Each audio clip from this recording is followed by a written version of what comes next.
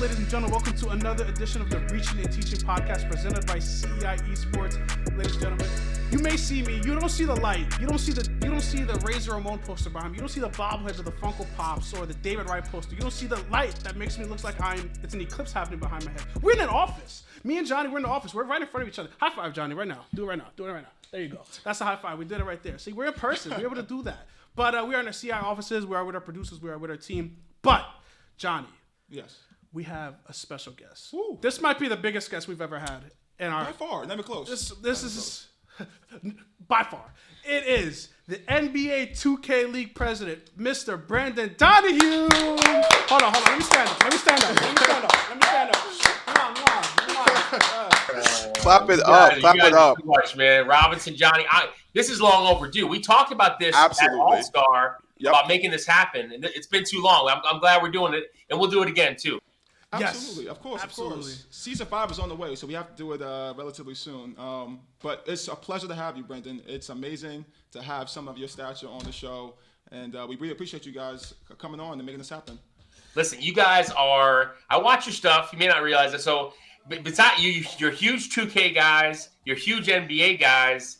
So, listen, we're talking the same language. I'm ready to chop it up. All right, let's do this. So, tell us, how would you describe the I can't speak. I'm nervous. The 2021 season in one word, and explain why.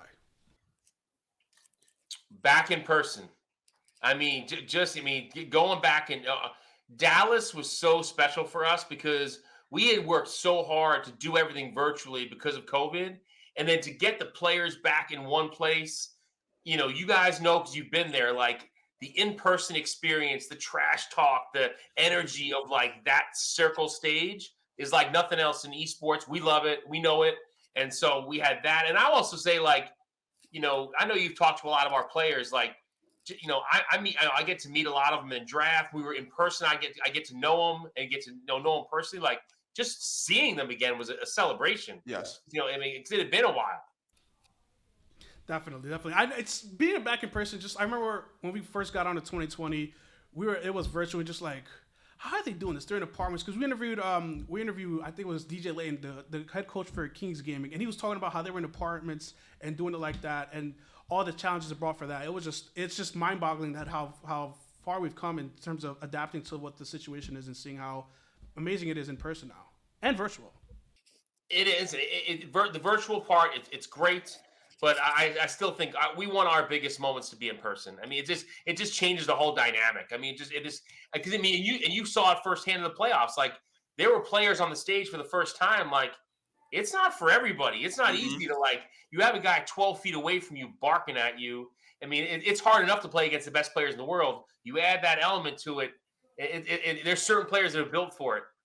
The bright lights come on, the trash talking gets going. You No see doubt. people fold or see people overcome. And I think, obviously, the champions of this past season, which is District Gaming, your first ever back-to-back champions, definitely showcased that with Dave Fry, JBM, and all those guys kind of overcoming that stage. I think a lot of guys, the 2020 season was kind of like an asterisk, right? Like, hey, like these guys really deserve it. But they came out this past season in Dallas and showcased that they really are that team. So I think overall, it was a successful season. Would you think as well? Totally. And by the way, I know JBM moved on, but like this year we're adding 3v3 Yes. To the mix, and I could only imagine. Could you imagine having JBM, Awkward, and Dave Fry on a 3v3 team? I mean, it's going to be fun to see how teams adjust to like to even draft night. I mean, draft night's a totally different dynamic in terms of like what are teams going to focus on. Like you're going to want those 3v3 skills too. And get players that can play on both modes. So, but by the way, that team would have been absurd in 3v3. Look, well, let me say it again. I had to unmute myself.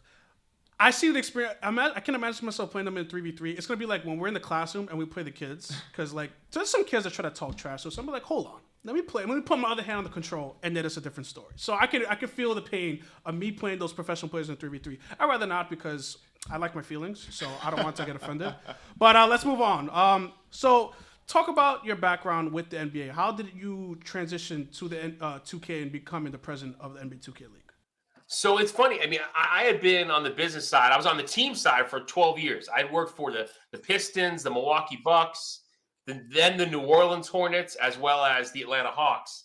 And so I had been on the team side for 12 years, 13 years. Then I was on the NBA business side for a while. In fact, 8 years. So that was all. I kind of grew up on the NBA business side. But then I'll give you a story. So when my son, who's now 15, turned 5, my wife got us gaming chairs. And so, like, if you came to our house on a weekend, like, that's where we were. Like, we were gaming with each other. And now he's 15, then he's 5. And so, like, gaming has always been a part of my life. And so, in my with my family and stuff. And it's kind of like, just like my dad would take me to a Mets game when I was a kid. Me and my son, like, that's how we talk. We sit, we game with each other. So that kind of collided my two worlds. I mean, I had the NBA business background, and then the love of 2K, obviously, but then love of gaming in general. And so it just kind of came together perfectly. So it sounds like it was guys being dudes. Was that what it was? You guys just chilling, playing games, talking about the Mets, and just guys being dudes. That's what it sounds like to me. Yeah, I've been gaming for a long time. I'll be embarrassed to talk about some of the games I used to play, probably before you were born. But and by the way, I got to tell you, like, gaming in terms of, like, so it's cool. Like, and I'm not, it's cool that it creates that bond, that ability for, like, for it's kind of like a modern father and son, right? Like, Yes. gaming with each other. But I would also say, like, in terms of, like, using gaming for good things, like what you guys do with kids is amazing. I mean, no Thank joke. you. I mean, like, that's truly using gaming for good and using your passions to make an impact on young people and their futures. Like, it's awesome. Thank you so much, Brandon. Thank you. That's amazing. We really try to make it to where esports is accessible to everyone, and we can showcase how inclusive it is, right? I think no matter what age you are, you can be our age, 12, 45, 50. You can game anytime you want and get into the space at any time you want. And I think it's a great tool for parenting, even to bond with your son or daughter and really create that dynamic between the two and have a good long relationship, because gaming is super fun. Racing, 2K, there's Valorant, battle royale games like Fortnite. So it's such a good time. And I think your platform, having a professional league in 2K, helps bring that to more life, where we can teach our kids to say, hey, if you stick with it, this is where you can end up. That's right. And also, like, the cool thing is too, as we're seeing firsthand, like, obviously people think about esports, they think about the players, and they think about, like, guys like 630, like you guys have had on in the past. Like, sure, that's an option, but, like, we have a broadcast, we have marketing, we have social media channels. Like, we have so many people in the league that have jobs because of the 2K league, and there's way more non-players than there are players actually, working in the NBA 2K league. So I think that's awesome. You're getting the young kids early and kind of showing them kind of what gaming can do for you. Yeah, it's really cool. I came from Brooklyn today. We did a lesson, and I had the kids because they have a bit of ego because they feel like they're the best. So I was like, you know what? Let's see if you could do some teamwork. So I had them all come together 4v4 and play against the computer, see how they could do chemistry. They lost, but because I'm trying to get them to do the chemistry, but I can see that they're having fun with it because they're taking a break from something else that they do. Because it's not every time, you don't get the chance every day to play with another student in the classroom. Take a break from the mathematics, the science. So it's a really cool experience. And you know what? Yeah, and you know what's so different? Like, so when I was a kid, like, gaming, you were playing on your own, and it was more of an isolation sport. Whereas now it's communal. I mean, like, now, like, you can play. I mean, you jump into a game of 2K or play Fortnite, whatever. Like, you play, in some cases, you're playing with hundreds of people, and you're talking to them, and you communicate. It's so different, and and people don't realize that unless you're actually in gaming. Mm-hmm. Definitely. So real quick, Brandon, describe to us what a day in the life is for you as president of the NBA 2K League, and what are some of the skills you need to be an esports president or a figurehead in the space? So listen, I will say that the fun part of my job is that there is no ordinary day. I mean, it's I'm helping our teams. I'm talking to players. Obviously we're driving a business, so we're doing broadcast stuff, we're doing sponsorships, and right now, obviously, we're preparing for the draft, we're preparing for our season, and then also, like, the other big piece of this is working with 2K and 2K development on getting us ready for the season. And I mean, adding 3v3 to the league is a big deal from the 2K side. To add a league build on the 3v3 side And then also, this year for the first time ever, which I am so excited about, we're adding qualifiers to our 3v3 tournaments. So for the first time ever, if you're good enough at 2K and you think you can beat the pros, all you got to do is try. And so that's a first we've ever had. And by the way, the best players at home, if they advance and play 2K League players, they can win money. I mean, our prize pool on the 3v3 side is wide open. That's terrific. We actually have someone in our studio right now who is an acclaimed 2K player himself, one of our producers, Elijah, over here. So, Elijah, if you want to get in it, man, you're talking a lot. You just, come holler 3v3s, man. You got to get that gamer tag. You got to get that gamer tag. Say, there you go. No, it's cool also because one of the primary things we do in our program is blacktop, and we always do 2v2s, 3v3, so it works out perfectly. If you want to get the first-hand experience, because we have them for, it can range from an hour, 2 hours, and sometimes we're there twice a week, so they get the most experience of learning how to hone their craft and try to get into that 3v3 area as well. So it's something to add to the lesson, Johnny. Talk about what skills do you need to become an esports president of an organization? Because we know that takes a lot of work. Listen, a lot of it is about leadership and about getting out of just getting really good people and getting out of their way. I mean, it's we have such a talented group. I was talking earlier about what we're looking for to do on draft night. We're going to bring this entire virtual experience into the draft because we can't do it in person because of safety reasons. So we're going to create this entire virtual studio. We've never done it before. And so it's going to be totally immersive. It's going to be incredible. I can't wait for people to check it out. You can watch on Twitch, February 26th at 6 p.m. But to me, it's just about just understanding like everyone. It's being able to help players, teams. My own organization, understanding what partners' needs are. It's all about just being a good listener, frankly, and letting people do what they do best. Our broadcast team is a perfect example. Like, I could never build a virtual studio. It's not of my skills. But they'll do it, and it will be amazing. And it's just, I'm so proud to be a part of that team. And I'll tell you, that goes for our teams and players too. Like, I've developed so many amazing relationships with our players. I know that some of them call me a father figure. I don't like that. I'd rather be an older brother than a father figure. But no, I'm lucky. I mean, I'm doing what I love, which is no different than you guys. I'm doing what I love every day. I never wake up like, oh, I got to go to work. That's not in my vocabulary.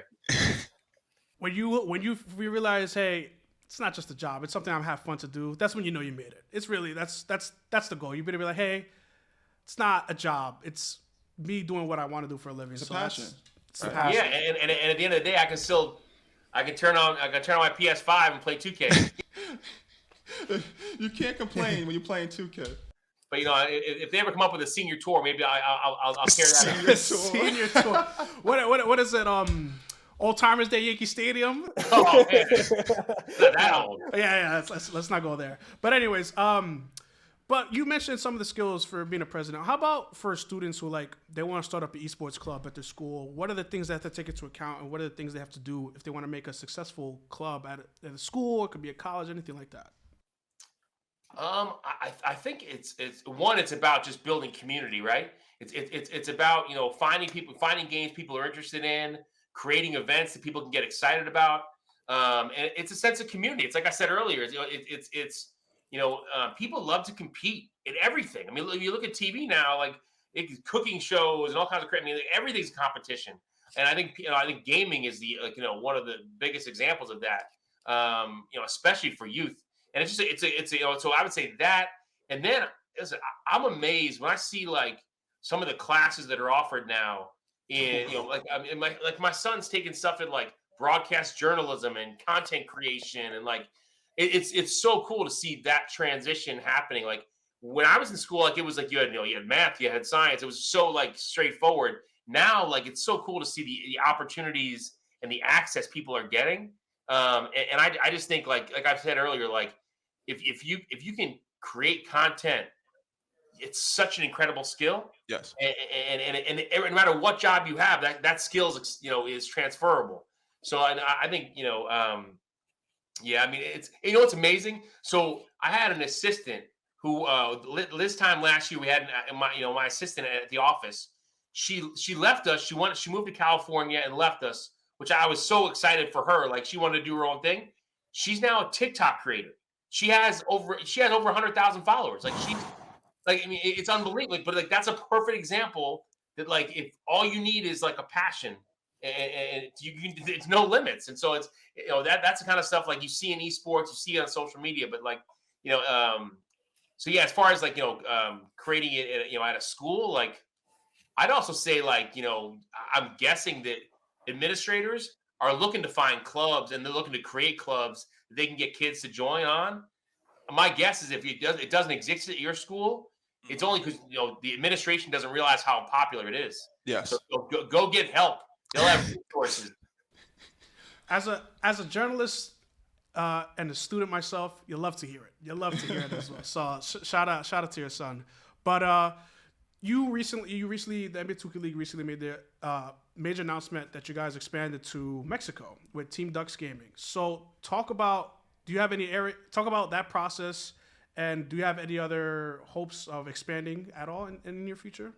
For sure, it's really more a question of where than if. I mean, so Duke's Gaming, they're going to be they're going to be out of Mexico, but I mean, I started building relationships with them a long time ago. We had a European invitational, where I had a chance to meet people like Rafa and people like Ave Mario who played in the league, and had a chance to experience them. And you realize just how many.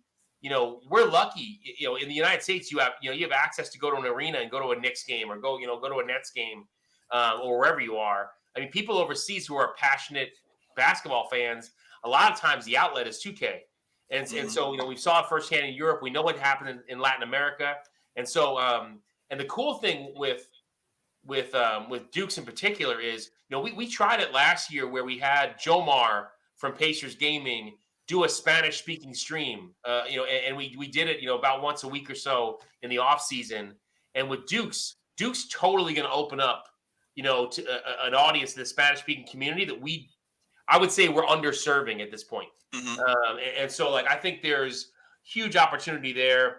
And I think the sky's the limit there. I think they're going to be a great addition for us, but I would look in the future. I envision us having more teams, in Europe, in Asia Pacific, in Latin America. There's plenty of interest, and we're trying to figure out just who are the right partners to do it with.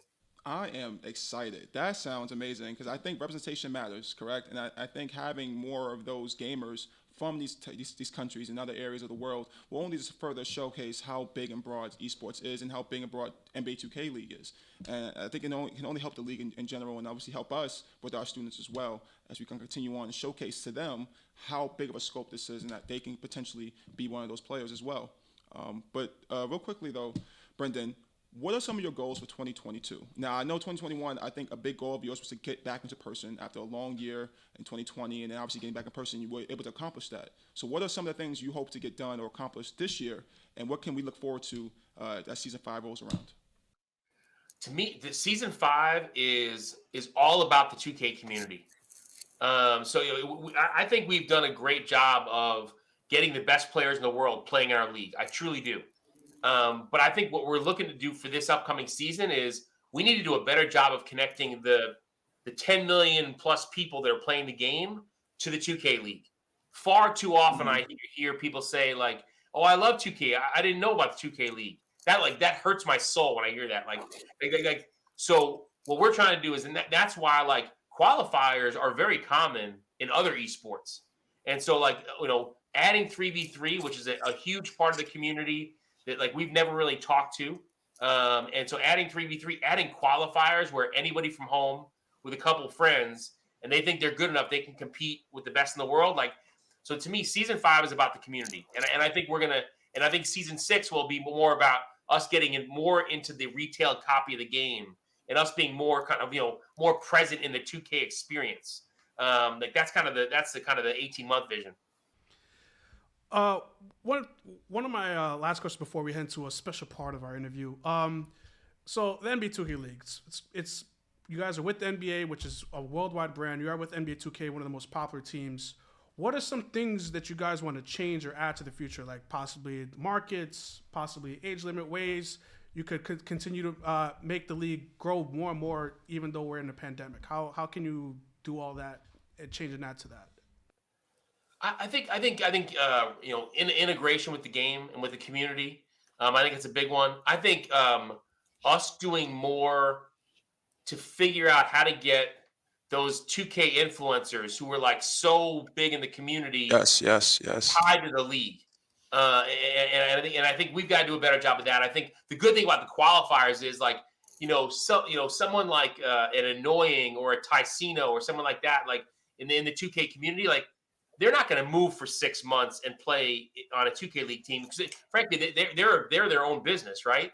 So but I think we're going to figure out ways to get them maybe on our stage at certain moments and have them bring their talents to the 2K League to our stage and also connect us with their audience. I think that's huge. I think you guys dabbled in that towards the end of last season. I think with Dom 2K, who was a great personality on the 2K community scene that I follow a lot. But there's a lot of personalities in the space that I think you guys should take advantage of and have them on your shows or on certain segments throughout the week during the season. Because I think ultimately those fans will come over to 2K League, and I think it'll be a happy marriage as the season goes on. I totally agree, and it's not from a lack of wanting. Like we just haven't connected the dots yet, and I think. Now we have, I think BFW, Black Frank White's been on your guys' show before. Yep. He heads up our community. He's our community ambassador. So he's the one who's built these relationships over the years. And now they all know the 2K League and they understand what we're trying to do and how we can help them. And how, and so you're right. I think it's a good marriage. And I think you'll see it come to life more this season. Yeah, so Black Frank White, I don't know if you know it, but he has joined the special club, him and JBM, because they've been on the podcast multiple times. JBM, he's a 2 or 3 time guest? 3 times. So he is our Thunder Buddy for Life Club. He's a Thunder Buddy for Life Club. And then Black Frank White has been on it twice. He is on our Best Friends Forever Club. So all right. So we hope that you become a part of the club. You join JBM, you join Black Frank White, and then, like I said, it'll be guys being dudes. That's what it'll be right there. But all right. I'll be honest. Many times, as I've seen you in some of your past shows, you put on 3-4 jerseys at a time. I want to come back and see that happen in real life. I will do that. I maybe ask some MLB. I may ask some NFL. I may catch a stroke because it's really hot, but we'll see what happens. So if I just collapse, you'll know what happens. How about we stick to this during the winter months so it won't be as bad. It's January, so we're close. All right, let's move on to a crazy. We're running out of time, but we got to do this. It is quick fireball questions. We're gonna give you a couple questions. You're gonna answer off the top of your head. What are you gonna get? Give us an answer. We'll try to wrap it up. Try to do it in a minute. We'll see what happens. All right. So let's start off. You ready? Yep. Who's your favorite NBA 2K player to use? Favorite what? NBA 2K player to use. Oh, I love the big point guard. I'd say a combination of LeBron and the Bulls, Derrick Rose. Oh, Joel just perked up our producer Joel's ears because he's a Bulls fan. What type of player do you like to use? So you just said a point guard, so you kind of answered that already. So move on. I would say right now I'm messing with I'm a playmaking shot creator right now. Oh, okay. Playmaking shot creator. So this is like Steph Curry's type levels. Okay, my bad. Okay, so I love playing point. I like to be able to shoot, but then also go to the rim. So that's right. Oh, okay. So kind of moving on in that same direction, if you were to build an NBA 2K League player, what would it be? So like, is it a straight shooter? Is it a big point guard like Magic Johnson? Maybe more towards your size? What are we thinking? I like the LeBron, kind of like that point guard. I love Kyrie. But I will say I'm falling in love with Ja Morant. Like I think that is. Yeah, no one's ever been like that. I mean, it's always fun to play with your Trae Youngs and Steph. Obviously, like it's fun to shoot, but like to get to the rack's a little different. You like a point guard that just takes control of the whole game, like he's the emphasis of the team. I see you. Well, I like to do a lot of pick and roll. I want to get to the rim. All right, this is a controversial question. Is hot dog a sandwich? No. Thank God. Thank you. Thank you. Oh my gosh, thank you. Pool or beach? Pool or beach, but there's a caveat here. beach, but ocean beach. No. Okay, no, yes. It's gotta have waves to be a beach. All right, so no Coney Island. No, it's gotta have waves. All right. Favorite movie? Either Rounders or Braveheart. Favorite TV show? Right now, Succession. But I also like Breaking Bad. I'm very big on Curb Your Enthusiasm. I'm a big. I love comedy. I love Larry David. Pretty good. All right.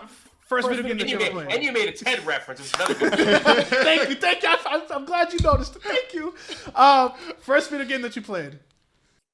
First what? First video game you ever played. So regular, I'd probably say Space Invaders, which is really old. But like hoops wise, there was a game called Dr. J versus Larry Bird. You played on your Commodore 64. Nice. That was cool. And then Double Dribble was probably one of the better basketball games at the time. Double Dribble. It's a real basketball game in head. He don't got the shirt on for Nathan. All right. That'll wrap up our fireball question. We think you did pretty good. So round of applause. You made it through the fire. Thank you. He made it. All right. Too easy on me. Before we wrap up, is there anything that we missed or you want to bring up that we didn't address at all before we wrap up? Not really. All I would say. By the way, I want to see if hopefully you guys or some of your students try to qualify this year and play. Because we have the draft coming up February 26th.